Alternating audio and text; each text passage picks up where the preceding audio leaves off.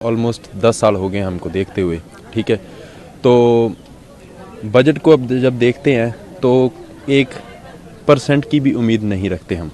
I tell you why, because 10 साल को देखा है हमने, 1 साल नहीं देखा, 2 साल नहीं देखा, 3 साल नहीं देखा, 4 साल नहीं देखा, 5 साल नहीं देखा हमने सरकार को, ठीक है। तो 10 साल में जो हमने देखा है कि हमारा ये नहीं है कि देश में पैसा नहीं है, देश में पैसा है, लेकिन मैटर करता है कि देश में पैसा किसके पास है, ठीक है। आम जनता के पास कितना पैसे का कैश फ्लो आता है, या कह सकते हो कितना पैसा जाता है। 99% इंडिया का पैसा जो है वो उद्योगपतियों के पास है, वही देश को चला रहे हैं आज।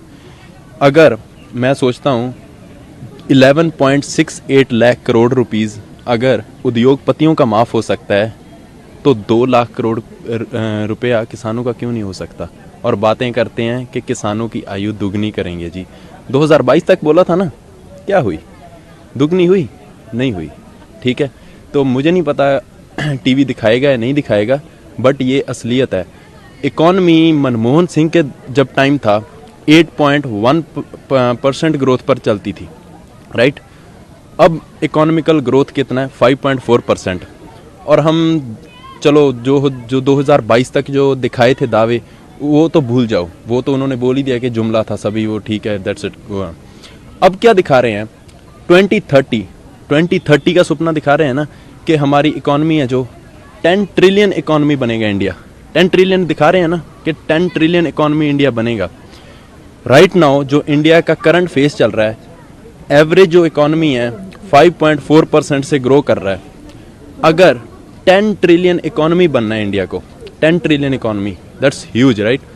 उसके लिए 15% की ग्रोथ चाहिए इकॉनमी की। 15% की ग्रोथ मोदी जी लाएंगे। तो बजट से क्या आस रखते हो? बजट से कोई आस नहीं है, नथिंग।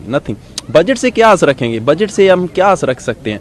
सारा कुछ तो आपने जो प्राइवेट करने के चक्कर में, प्राइवेटाइजेशन इज गुड। 1991 में एलपीजी रिफॉर्म्स लाए, right. LPG reforms, that's good.